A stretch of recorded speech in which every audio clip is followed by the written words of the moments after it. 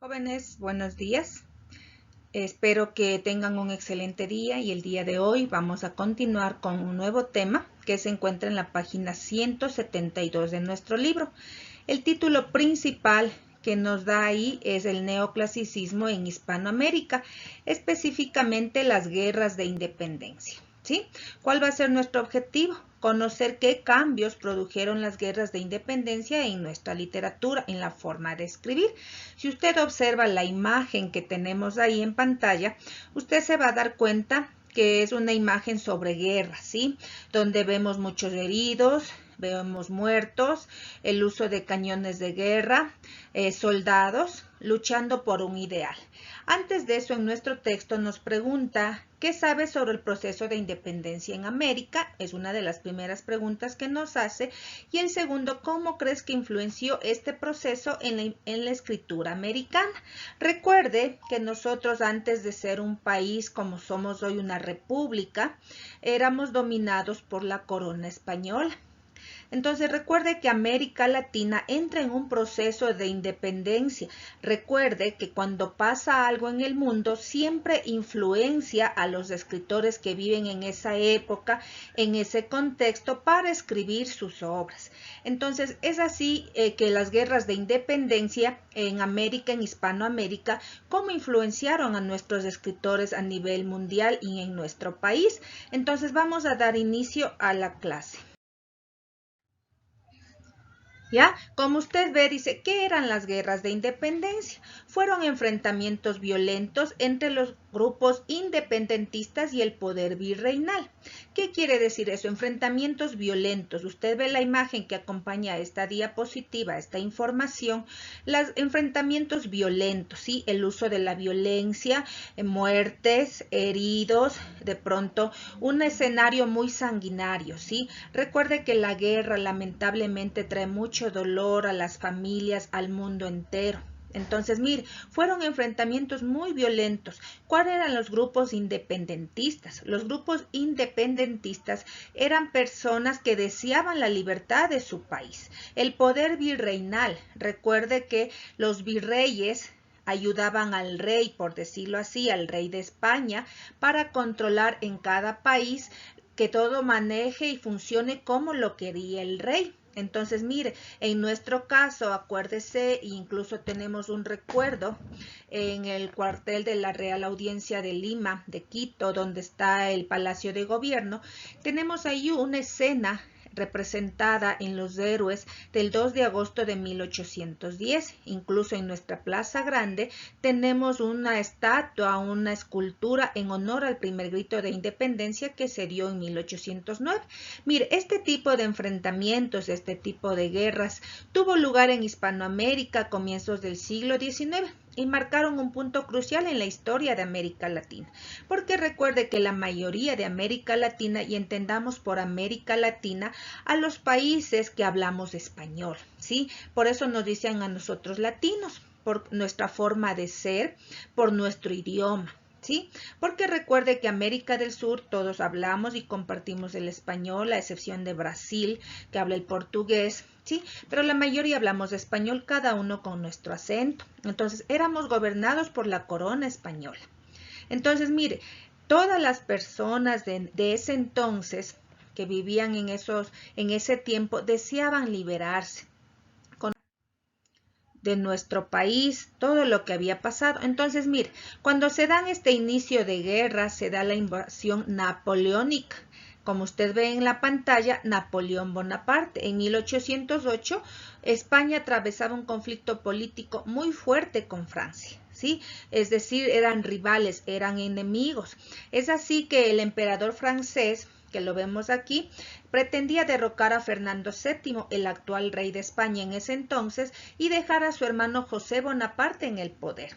Por eso se produce la invasión napoleónica. A este emperador francés invade España y decide derrocar a Fernando VII, el actual rey de España, y dejar a su hermano en el poder.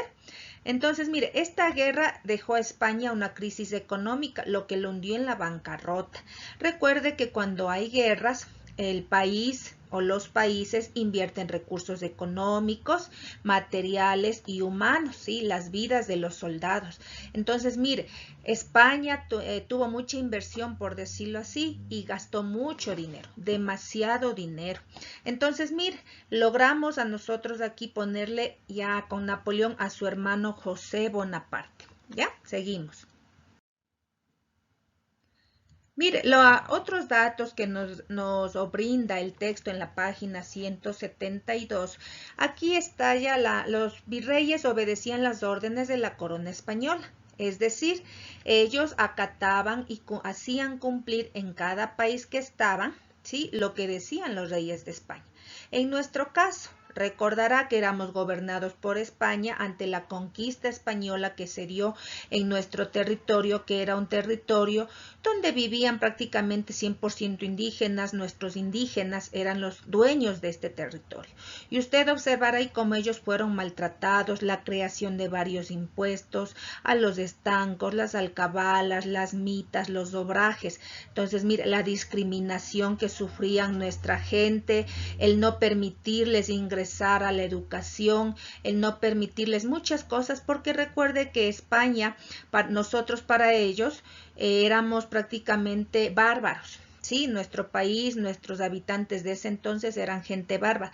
A los que teníamos que admirar eran a las personas europeas, porque se las consideraba de mejor clase social, los más educados, los más finos, los que tenían acceso a todo. Y nuestros indígenas eran vistos como bárbaros, porque recordará que ellos no hablaban español, no conocían la religión católica. Prácticamente a la llegada de los españoles, ellos fueron tomados como esclavos, maltratados, expuestos a largas jornadas de trabajo. Sí, usted recordará que morían en los telares porque eran horas muy largas de trabajo, sin agua, sin alimentación. Entonces, mire, éramos considerados lo peor, un mal ejemplo para los europeos. Entonces, es así que la Revolución Francesa, cuando estalla, por decirlo así, proclama 3 derechos básicos, ¿sí? La Revolución Francesa, estamos hablando año 1789 y es fácil de recordar, 7, 8 y 9. Entonces, mire, ahí se dan 3 derechos básicos: la libertad, la igualdad y la fraternidad. La libertad, que todo hombre tenía derecho a ser libre, que no se aceptaba que un hombre sea esclavo de otro hombre. La igualdad, que ante los ojos de Dios, como decían ellos, y todos debíamos ser iguales, sin importar nuestro color de piel, nuestra creencia religiosa, nuestra posición económica, hablando de dinero. Sí, todos éramos iguales. Y la fraternidad, que todos deberíamos ser hermanos, todos deberíamos vivir en paz y llevarnos bien. Es decir, que surge la Declaración de los Derechos del Hombre. ¿Y esto qué pasa? Al escuchar en Europa, la gente de América Latina, que se declaró los 3 derechos del hombre, la libertad, la igualdad y la fraternidad, o sea, los 3 principios que manejaba la Revolución Francesa, que por primera vez se reconocía al hombre como un ser humano, los derechos que ellos tenían, empieza ya la gente en América Latina a convulsionarse, a despertar ese deseo de ser libres, de ser ya prácticamente no gobernados por la corona española, sino tener su propia autonomía como país, sus propias autoridades, sus propios ingresos económicos, que también la condición de vida para las personas cambie. Entonces, mire, es aquí donde comienza prácticamente a desencadenarse el proceso de independencia de las colonias españolas en América. Las guerras aproximadamente se inician en el año de 1810. ¿Qué sucedió en nuestro país aquí en 1810? Mire, recordará que el 10 de agosto de 1809 por primera vez se da aquí el grito de la independencia, ¿sí? Ese monumento que yo mencionaba al inicio, que nos recuerda a los héroes del 10 de agosto, aquellas personas que tomaron la decisión de por primera vez querer ser libres de la corona española. ¿Sí? Entonces, mire, ese monumento nos recuerda hasta el día de hoy a esos grandes personajes. Pero mire, en 1810 sucede algo curioso aquí en nuestro país. La masacre de los héroes del 10 de agosto los mataron el 2 de agosto de 1810, es decir, un año después. Recuerde que a raíz del 10 de agosto, nuestro país fue considerado como Luz de América, ¿Por qué? Porque fuimos el primer país de América Latina donde se dio el primer grito de independencia y los demás prácticamente fueron siguiendo. Pero mire, un año más tarde, estos héroes fueron prácticamente encadenados, encarcelados en los calabozos. Entonces, las guerras se inician en 1810. Los criollos, que eran nacidos en América, eran descendientes de europeos. Ellos eran hijos de los españoles, ¿sí? Pero que no nacieron ya en Europa, sino nacieron aquí en el continente americano, eran descendientes directos de los españoles. Ellos en ese entonces eran la clase dominante de la colonia, los que tenían más dinero, los que tenían más acceso a la educación, sí, porque eran hijos de españoles, obviamente con gente de nuestro territorio. Ellos empiezan. Seguimos. Los criollos son los que empiezan a tomar ya y a dirigir el proceso independentista. Son ellos quienes comienzan a tener ya su idea, el liderazgo, de ponerse al frente y comenzar con la guerra de independencia. Fueron los criollos quienes escribieron la literatura en América, ellos fueron los iniciadores de esto. ¿Por qué? Porque recordará que al ser descendientes de europeos, es decir, de españoles, porque nosotros fuimos conquistados por España, tenían más privilegios que otras personas no tenían. ¿Sí? Tenían privilegios como el acceso a la educación, aprender a leer y escribir, lo que nuestros indígenas no los tenían. Ellos eran maltratados, hasta como tratados peor que animales, ¿no es cierto? Entonces, mire, aquí los criollos, al tener ese privilegio, son los primeros que inician a escribir la literatura en América. No solo hablando de nuestro país, sino en otros países, en México. Por ejemplo, en México, el primer grito de la independencia para ellos se llama el Grito de Dolores, donde el cura Hidalgo también se puso al frente por querer ser libre, ¿sí? Seguimos. Sus textos tenían un ánimo revolucionario. En sus obras ellos convocaban a que el país se levante. Recuerde que ustedes en el mes de octubre del año pasado nosotros vivimos un proceso de revolución al no estar de acuerdo con las medidas que adoptó el gobierno económicas que iban a afectar a los sectores más desprotegidos de nuestro país.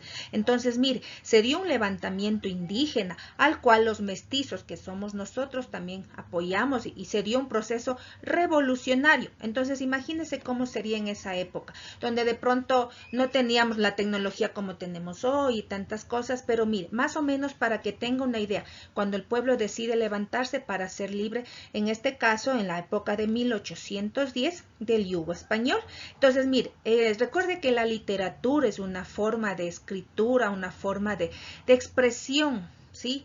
De gritar lo que tú no estás de acuerdo a través de una obra. Entonces, mire, los criollos en sus textos siempre buscaban el ánimo de levantar al pueblo. Las ideas coincidieron con el romanticismo. Recuerde que en el romanticismo estos escritores daban prioridad a lo nacional. Ellos soñaban con la libertad, al ser unos seres que idealizaban mucho. Entonces, mire, aquí se cumplen las ideas del romanticismo. Este movimiento literario que defendía mucho los ideales de libertad, el convivir con la naturaleza, el ser libres de una nación, el producir lo nacional. Entonces, mire, con estos escritos se cumplen los principios del movimiento, el romanticismo. Listo, chicos, recuerde que el día de hoy no tenemos tarea respetando el horario establecido que ha impuesto la institución. Entonces espero que el tema que acabamos de ver en esta clase haya servido como la introducción para ver en las próximas clases cómo todas las guerras de independencia que surgieron en América Latina influenciaron a nuestra literatura. Recuerde que nosotros como país hemos vivido varios momentos duros a lo largo de la historia y siempre han existido escritores que a través de sus obras han plasmado todo el sufrimiento de un país. Mire, el deseo de independencia, no solo de nuestro país, sino de América Latina en general, llevó a que todos los países prácticamente comiencen, por decirlo así como a ponerse de acuerdo, comenzando por nuestro país. Por eso se le conoce Quito, luz de América, porque aquí es donde inicia este deseo de libertad en el año de 1809. Y si usted ve más adelante, nos menciona, como vimos en la diapositiva, en este video, que en 1810 aproximadamente surgen las guerras de independencia en lo que es América Latina. Entonces, mire, nuestro país se puede decir que fue el pionero, fue el que estuvo a la vanguardia, el deseo de ser libres. Por eso en 1809 fue nuestro primer grito de independencia, y México lo conocemos como el grito de Dolores, por ejemplo, donde el cura Hidalgo se puso al frente de este proceso. Entonces, mire, el deseo de ser libres, el deseo de ser un país independiente, hizo lo que estos países comiencen a despertarse, puede decir casi al mismo tiempo. De 1809 a 1810 solamente pasó un año. Entonces, mire cómo nosotros hemos podido a partir de nosotros. Entonces, mire cómo nosotros hemos podido como país solucionar esta situación, chicos. Entonces, mire las cosas cómo han cambiado, cómo en nuestro país es el pionero en armar esto. Y en 1810, lamentablemente, el 2 de agosto son masacrados nuestros próceres, ¿sí? Los que dieron el inicio a esta situación de las guerras de independencia. En la próxima clase vamos a ver, chicos, cómo este movimiento influenció en los escritores de esa época, sobre qué temas escribían, cuál era la temática central de sus obras, porque recuerde que todas las obras de esa época, escrita la mayoría por criollos, hijos de descendientes, ¿no?, de españoles, influenciaban al ánimo revolucionario, a despertar. Entonces vamos a ver qué escritos más. Listo, chicos, además de la clase del día de hoy va a encontrar un refuerzo donde usted va a ver un poquito más de la historia de cómo iniciaron en los diferentes países las guerras de América Latina para ser libres. Que tengan un excelente día, chicos, y nos vemos el día de mañana.